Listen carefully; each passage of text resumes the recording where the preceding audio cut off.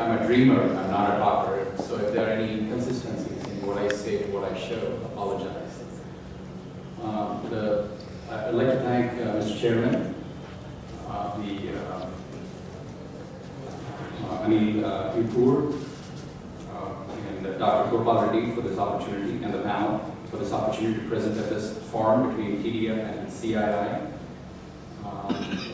Especially to Gopal Reddy, who persuaded me to come and share my experiences at UC Merced, which is located in an impoverished area of California. It's not Silicon Valley, it's not Los Angeles, but it's in the heart of the state of California, which is predominantly an agricultural area, which is very similar to our state, which is Andhra Pradesh, which is also predominantly agricultural. So I think the question is, with that sort of situation, I think the question I'd like to say is, if Indians are talkers, the question I'd like to pose is, what if we can build a culture of doers, with a support structure early on to assist network economy and commerce? Wouldn't that be great? So I'd like to show why innovation. I think my title is experiential learning for sustainable innovation. Why innovation? Why am I focusing on innovation? Or why is UC Merced focusing on innovation? What is the content of innovation? I think innovation is an anchor in the network economy. In order to do good in commerce, we have to continue to innovate, to progress, and be a part of the industry network. That is very important. So how do you become, typically in an agricultural place, to a place where people can innovate? I think that's the challenge that we have. When UC Merced, it's the UC Merced, University of California. There are 10 schools with UC Merced. The first school is UC Berkeley. It was started about 150 years ago. And it's probably one of the best schools in the world. But UC Merced, which started in 2004, it has great challenges.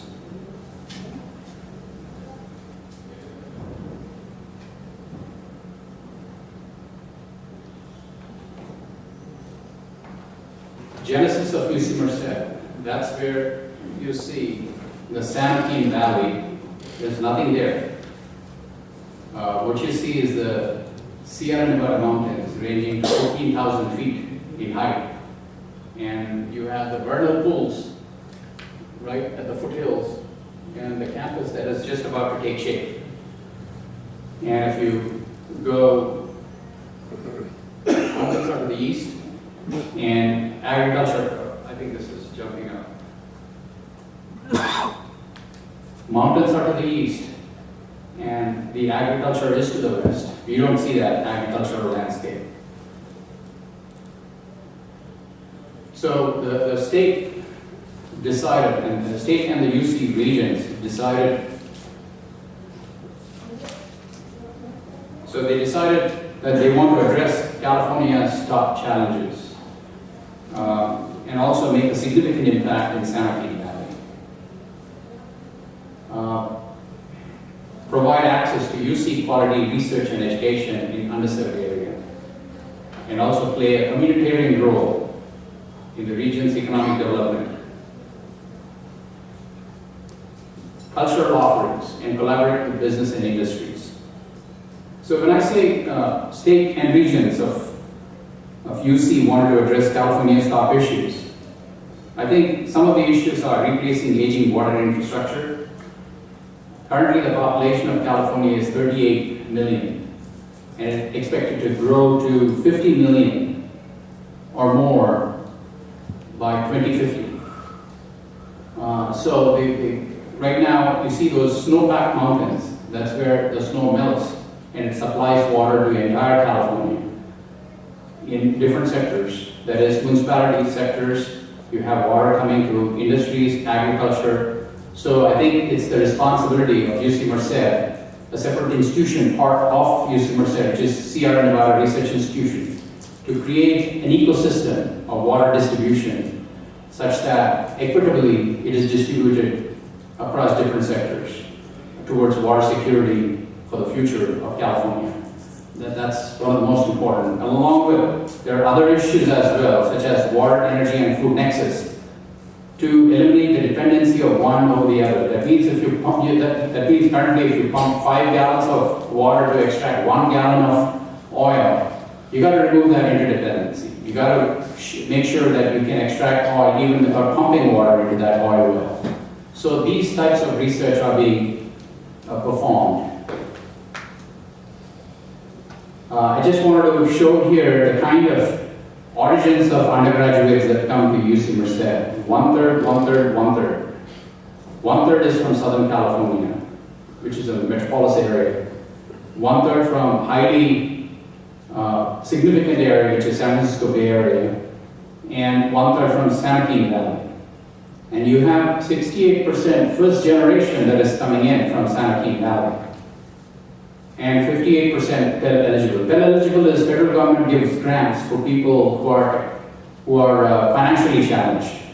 So that's the sort of divergence we have in that university. And of course, I wanted to also point out that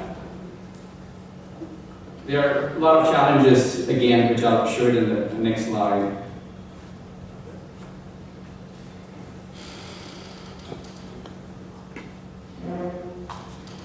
So some of the key challenges that we are faced with in that particular university is UC Merced is not the university of first choice. There are 9 schools ahead of us, not including Stanford, which is a premier university.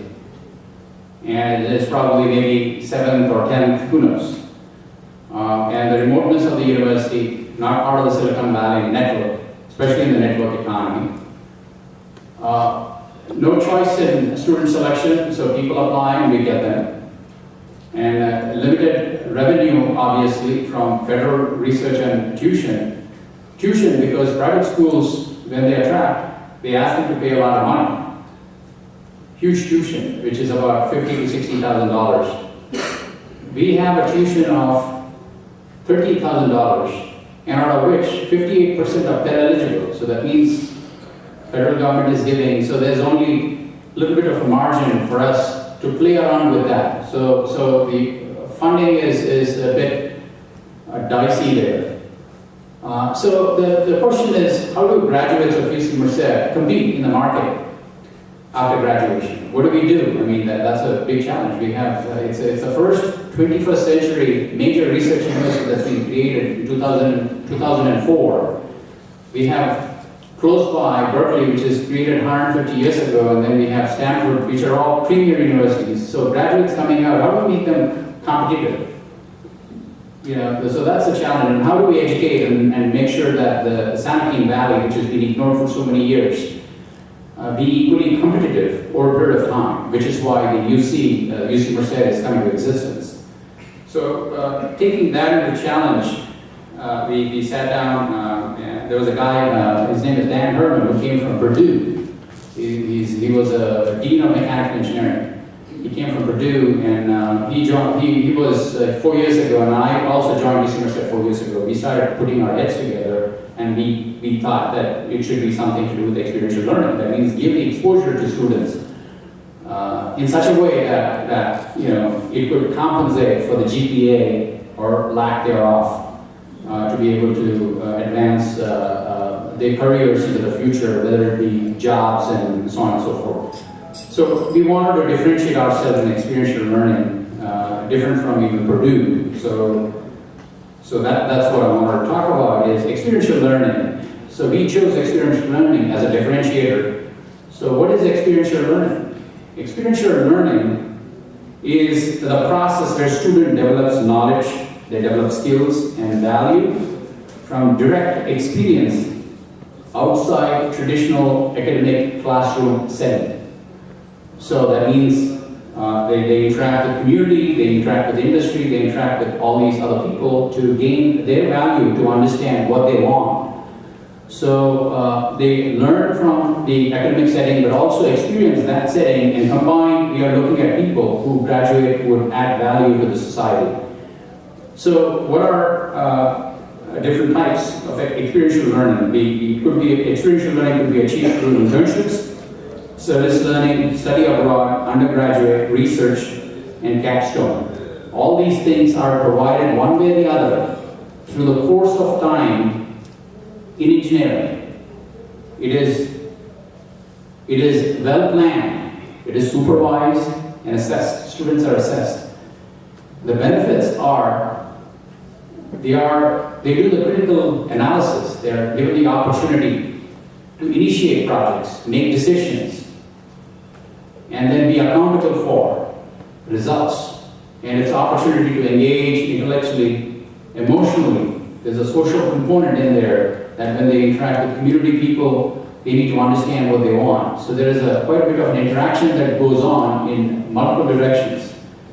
And finally, they get to design programs and build them hands-on. Hands-on experience becomes a very important entity for learning as a natural consequences of making mistakes and then succeed. So these are the attributes of experiential learning. But what we want to do is differentiate beyond that. I think, so capstone program is what we chose to focus on in the part of experiential learning, because capstone is something that it is focused on projects. It's caps off on projects, and it's a sponsored project. That means industries and community, state government and industries sponsor. That project, that kind of program is called Innovate and Design Clinic, and IDC promotes innovation, applied research, and entrepreneurship. So students own the intellectual property here. We allow the students to own the intellectual property. That's a very important thing. And with the result, create a technology ecosystem based on IDC to foster innovation, a business model, and startups. So that's the whole idea that we wanted to implement at UC Merced to make a difference, which is captured in this particular diagram, which shows if it is not sponsored, it's called capstone, but if it is sponsored, it's called Innovate to Design Clinic, because they design and build, and they own the intellectual property. They can give it away because it's a sponsored project, but if they don't care, they can own it, and they can start their own business. And we are working on the infrastructure where the students can start their own business and promote that kind of culture. For example, this is a case study that has shown in a hospital in a neonatal intensive care unit where where the children suffer and they have to be provided with intravenous blood. And it is found that the valve of an intravenous is clogging, it's sedimenting with a blood clot. So it is imperative, particularly for kids with small veins, that's imperative that is clean. That blood clot is clean, the blood clot in the valve is clean with 6 times cleaning that they do, the valuable blood. And then inject blood to infuse into the child. So the students of UC Merced, 4 of them at a time, they work together in teamwork. They designed the valve that prevents the blood clot. They did simulation and they were able to prove that the design, a positive design, was able to help eliminate the blood clot in the valve. They patented that and they gave it back to one of the children's hospital, or at least the children's hospital is trying to see how they can entertain the third party to use that type of a design with the manufacturers. So that's a good example of how it is done. And this project is done mostly 90% or maybe more by the students themselves with mentorship. No UC staff or faculty are involved, because if the UC faculty and staff are involved, it becomes a UC patent. So they do it independently. Now mind you, again, these students are not Berkeley students, they're not Stanford students. They have a